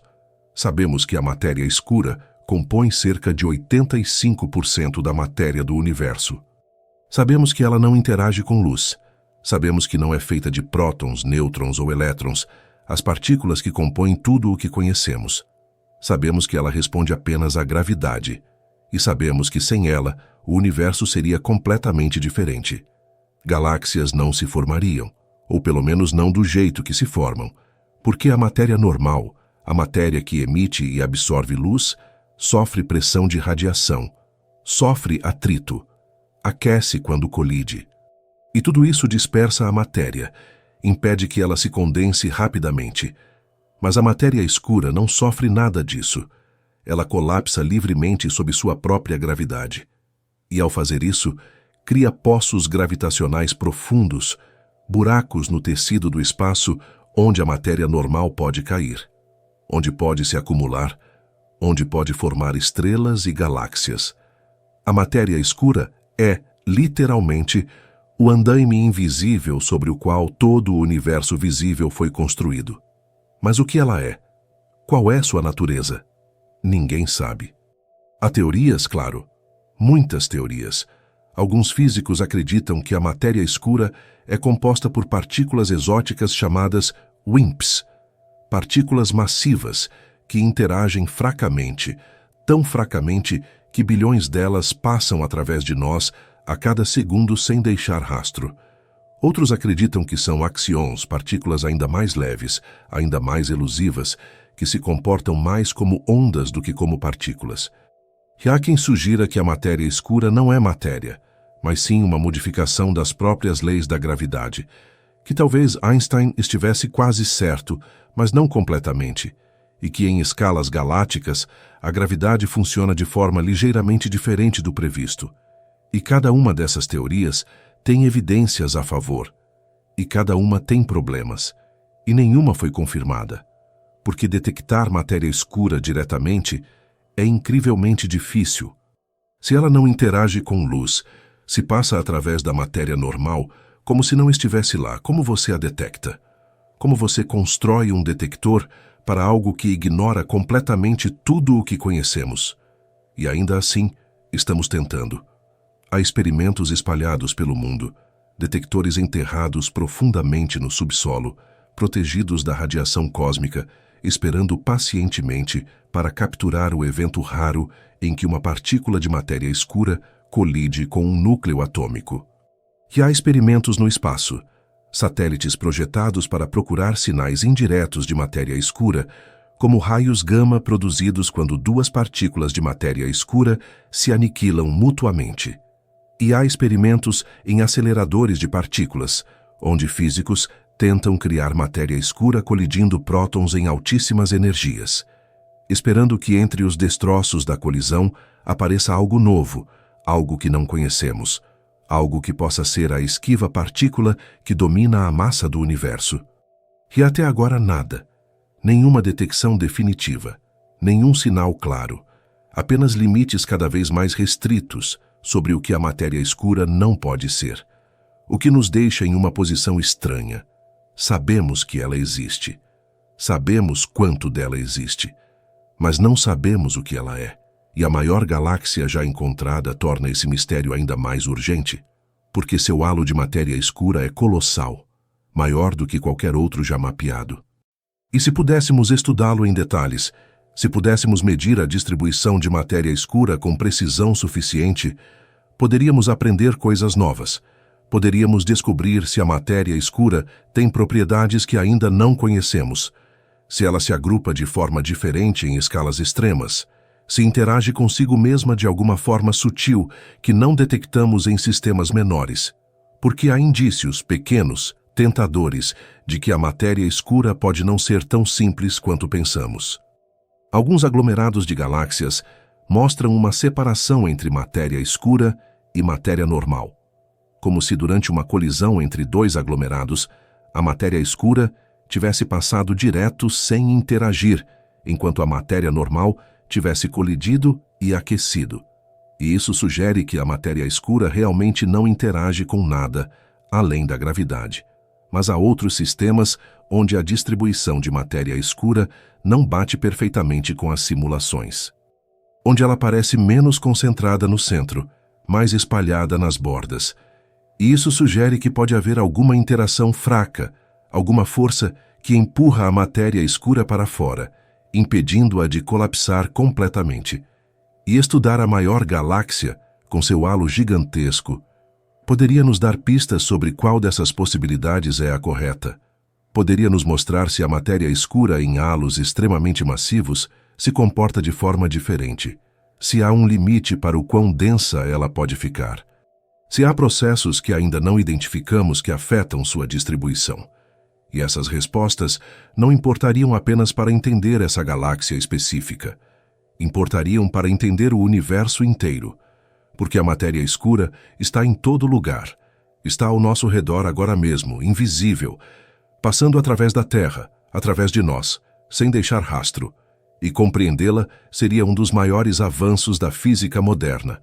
Seria como adicionar um sentido completamente novo, como se passássemos a vida inteira cegos para uma cor e de repente conseguíssemos vê-la. De repente, o universo inteiro pareceria diferente, mais rico, mais complexo.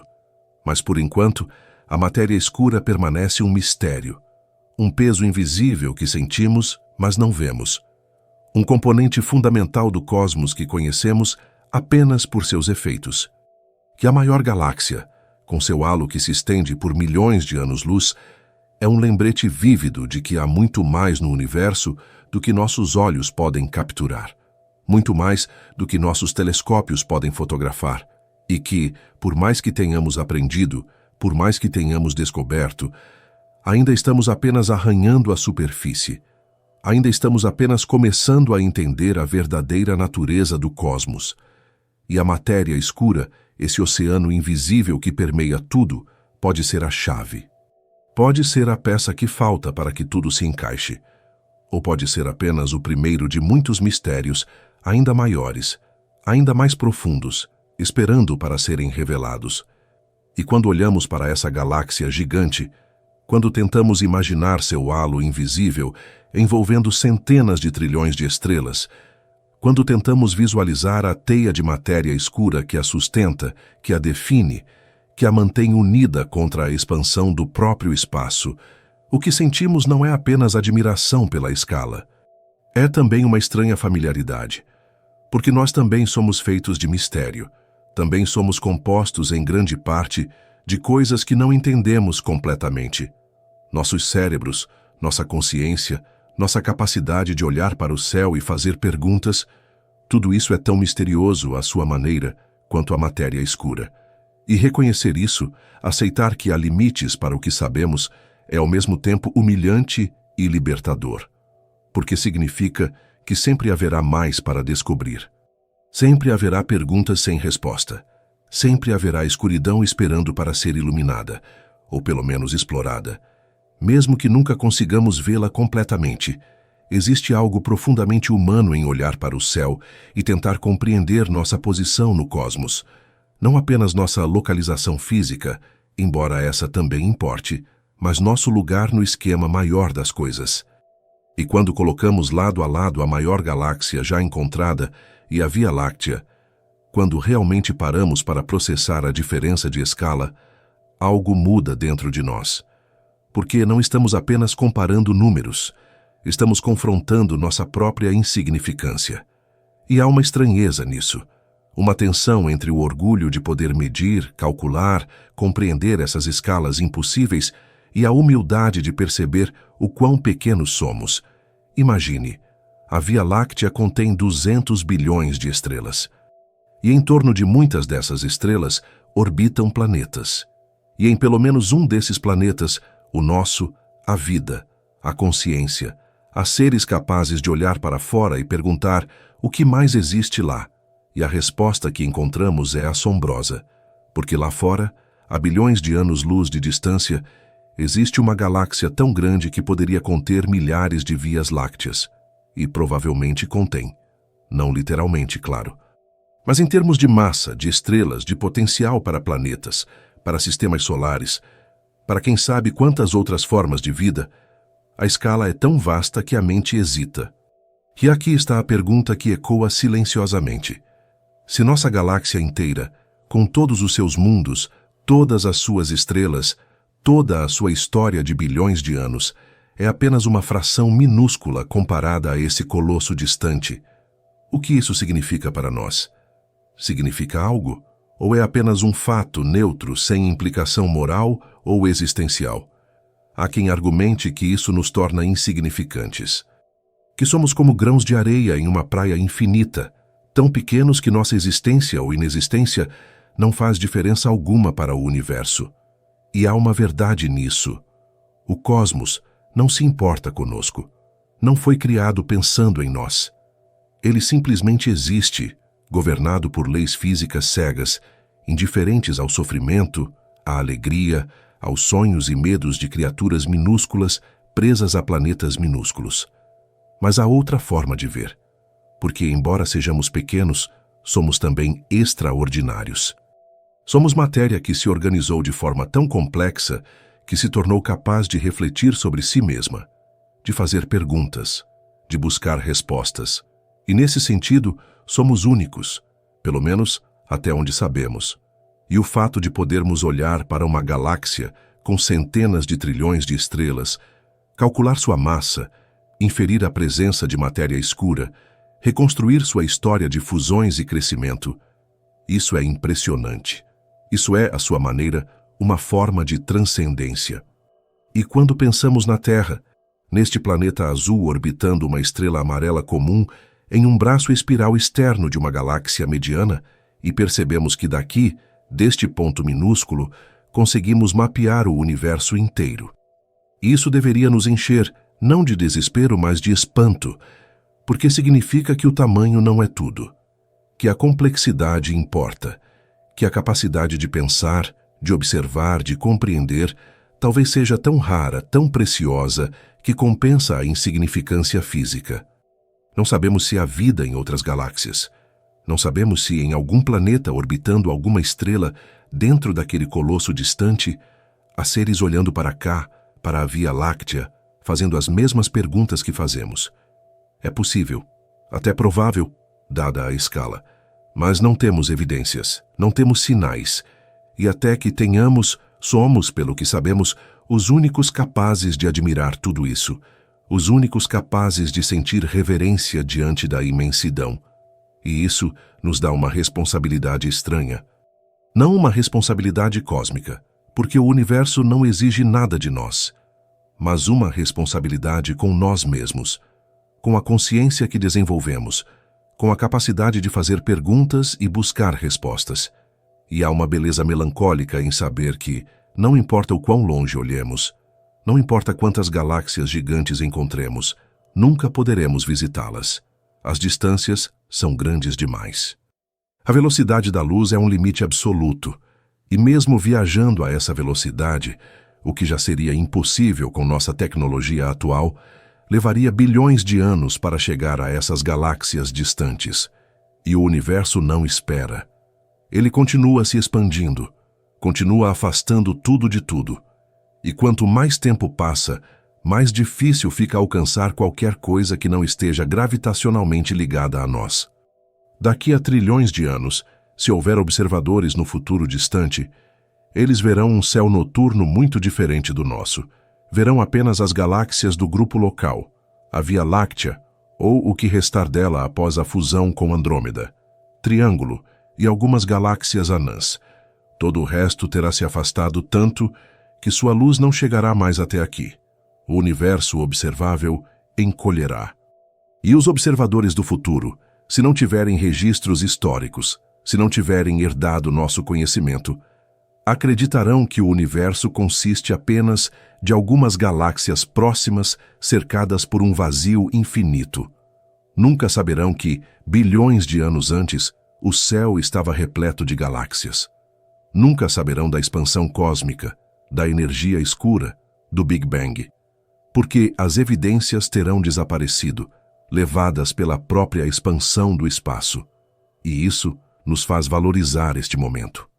Este breve instante cósmico em que podemos observar o universo em toda a sua riqueza, em que podemos ver galáxias distantes, medir a radiação cósmica de fundo, detectar as ondas gravitacionais de fusões de buracos negros acontecendo a bilhões de anos-luz daqui, porque isso não durará para sempre.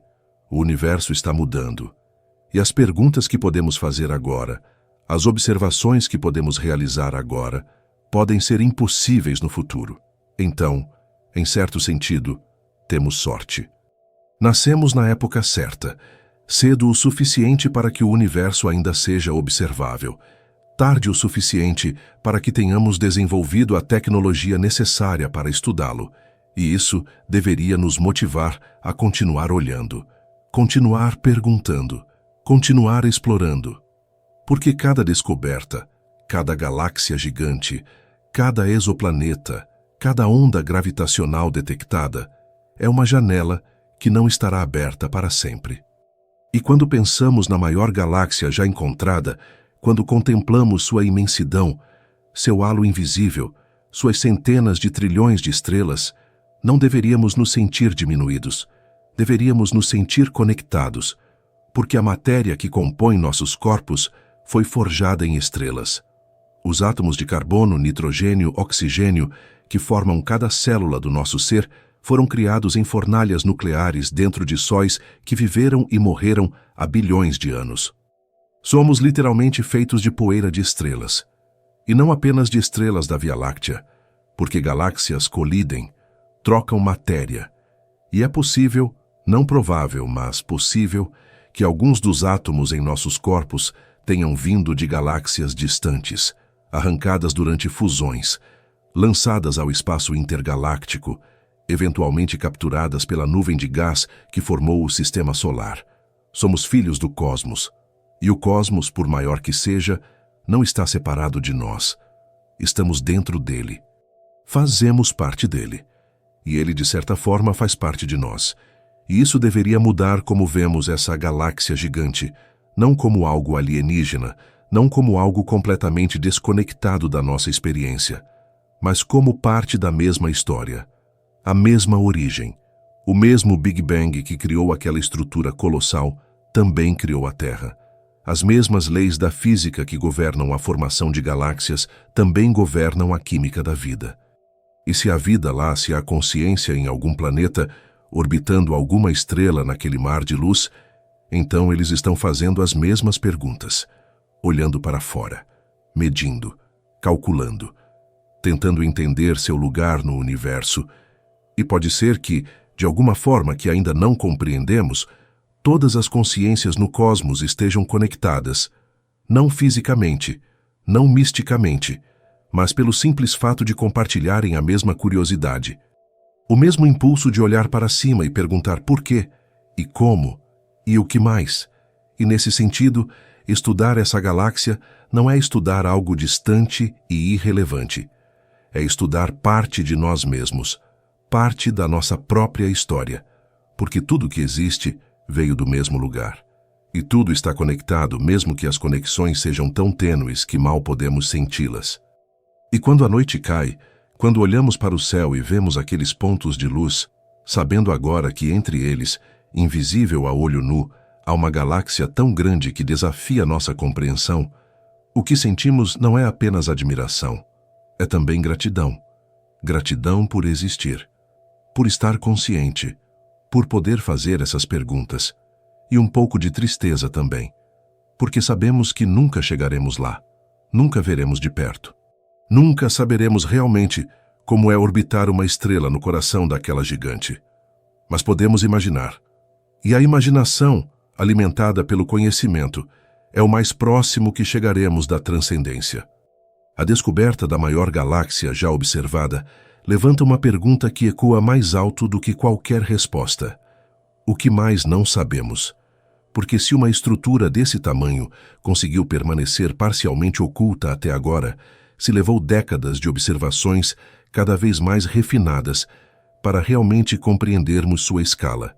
Então é razoável supor que há outras lá fora. Outras gigantes. Outras anomalias. Outros colossos dormindo nas sombras do espaço profundo, esperando que nossos telescópios melhorem o suficiente para revelá-los. E isso não é apenas especulação. É estatística. O universo observável contém cerca de 2 trilhões de galáxias. 2 trilhões. E desse número imenso, quantas já estudamos de verdade? Quantas medimos com precisão suficiente para saber seu tamanho real, sua massa total, a extensão de seus halos de matéria escura? Uma fração minúscula. Talvez algumas centenas de milhares em detalhe. O resto são apenas pontos de luz em levantamentos astronômicos. Catalogadas, sim, mas não compreendidas, não mapeadas. E entre esses 2 trilhões de sistemas, quantos são ainda maiores do que o colosso que encontramos? Quantos desafiam ainda mais nossas teorias? Quantos estão tão distantes, tão apagados, que nem sequer aparecem em nossas observações atuais? E aqui está o problema. Quanto maior e mais distante uma galáxia, mais difícil é detectá-la, porque a luz se espalha, se dilui, e o que vemos é apenas o brilho superficial, a luminosidade dividida pela área aparente no céu. E para galáxias gigantes, especialmente as elípticas difusas, esse brilho superficial pode ser extremamente baixo, pode ser tão fraco que se confunde com o ruído de fundo do céu noturno, e mesmo com os melhores telescópios, mesmo com exposições longas, pode ser quase impossível distinguir a galáxia do vazio ao redor. É como tentar ver uma névoa tênue contra um fundo já cheio de névoa. Você sabe que há algo lá.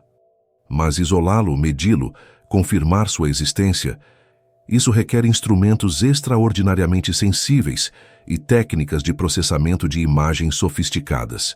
E só recentemente desenvolvemos essas técnicas. Só nos últimos anos conseguimos construir telescópios e detectores capazes de capturar esses objetos fantasmagóricos.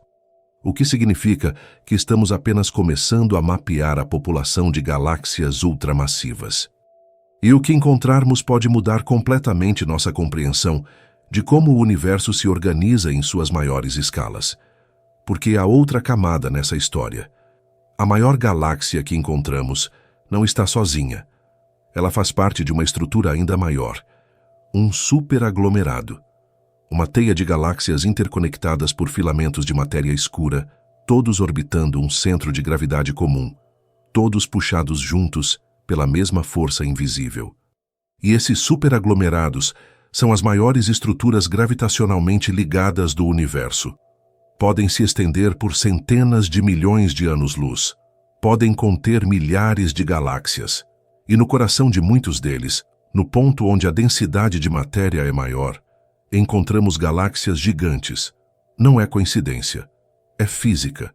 Porque esses locais centrais são onde a matéria se acumula, onde galáxias menores caem e são devoradas, onde o crescimento acontece de forma mais eficiente. E se a maior galáxia que conhecemos está em uma dessas posições privilegiadas, então é provável que haja outras galáxias colossais escondidas nos núcleos de outros superaglomerados, esperando para serem descobertas. E isso nos leva a pensar sobre os limites da observação.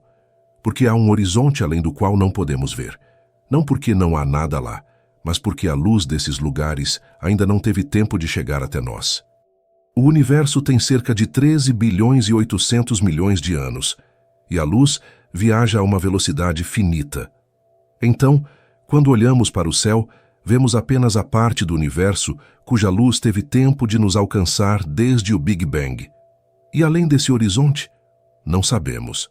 Pode haver galáxias ainda maiores, estruturas ainda mais massivas, ou pode ser que a região que podemos observar seja representativa do universo inteiro, que o que vemos aqui é o que veríamos em qualquer lugar. Mas não temos como saber ao certo. E essa incerteza é tanto frustrante quanto emocionante. Frustrante porque significa que há limites fundamentais para o que podemos descobrir. Mas emocionante porque significa que sempre haverá mistério, sempre haverá perguntas sem resposta. Sempre haverá um além que podemos apenas imaginar. E conforme nossos telescópios melhoram, conforme desenvolvemos detectores mais sensíveis, técnicas de análise mais sofisticadas, continuamos empurrando esse limite. Continuamos encontrando coisas novas. O telescópio espacial James Webb, lançado recentemente, já está revolucionando nossa compreensão do universo primitivo. Está detectando galáxias que se formaram apenas algumas centenas de milhões de anos após o Big Bang.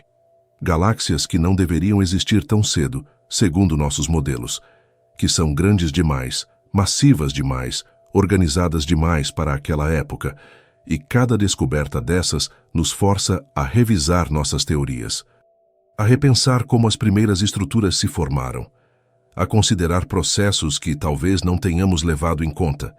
E dentro de alguns anos, quando o James Webb tiver coletado dados suficientes, quando tivermos mapeado o universo distante com uma resolução sem precedentes, quem sabe o que encontraremos?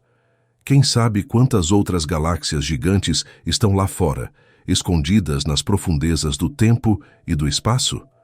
E há também a questão das galáxias escuras.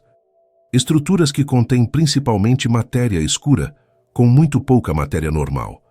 Galáxias que quase não têm estrelas, que não emitem luz visível, que só podem ser detectadas por seus efeitos gravitacionais, pela forma como distorcem a luz de galáxias de fundo, pela forma como afetam o movimento de objetos próximos. E se essas galáxias escuras existem, e há evidências crescentes de que existem, então o censo de galáxias do universo está incompleto, muito incompleto. Porque estamos contando apenas o que brilha, e ignorando tudo o que está mergulhado na escuridão. E pode ser que, para cada galáxia luminosa que conhecemos, haja uma ou duas galáxias escuras que nunca detectamos. E se for esse o caso, então o universo é ainda mais populoso do que imaginamos, ainda mais rico em estruturas e ainda mais misterioso. E quando pensamos sobre tudo isso, sobre as galáxias que conhecemos, sobre as que estamos descobrindo, sobre as que ainda não encontramos, mas que provavelmente existem, o que sentimos não é apenas curiosidade, é também uma consciência aguda de nossa própria ignorância, porque quanto mais aprendemos, mais percebemos o quanto não sabemos. Cada resposta gera novas perguntas, cada descoberta revela novos mistérios, e o processo nunca termina. Porque o universo é maior do que qualquer mente pode abarcar, mais complexo do que qualquer teoria pode descrever completamente. E sempre haverá outra camada, outra estrutura, outra escala de organização que ainda não exploramos. E isso é reconfortante de certa forma, porque significa que nunca ficaremos sem perguntas para fazer. Nunca chegaremos ao final do conhecimento. Sempre haverá algo novo para descobrir, algo maior, algo mais estranho. Algo que nos obriga a expandir nossa compreensão do que é possível. E a maior galáxia que encontramos é apenas o começo. É um marco, uma bandeira fincada no terreno do desconhecido, marcando até onde chegamos. Mas não é o fim. É um ponto de partida para a próxima fase de exploração. Para a próxima geração de telescópios, de missões espaciais, de observações cada vez mais precisas. E quem sabe o que encontraremos? Quem sabe quantas outras gigantes estão lá fora, esperando silenciosamente para serem vistas? E quem sabe o que elas nos dirão sobre a natureza do cosmos, sobre como a matéria se organiza, sobre os limites do crescimento, sobre a estranha dança entre gravidade e expansão que define tudo o que existe? Não sabemos, ainda não. Mas estamos procurando.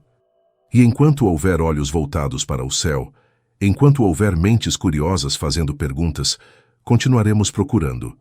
Porque é isso que fazemos, é isso que sempre fizemos, olhar para cima, perguntar, o que mais?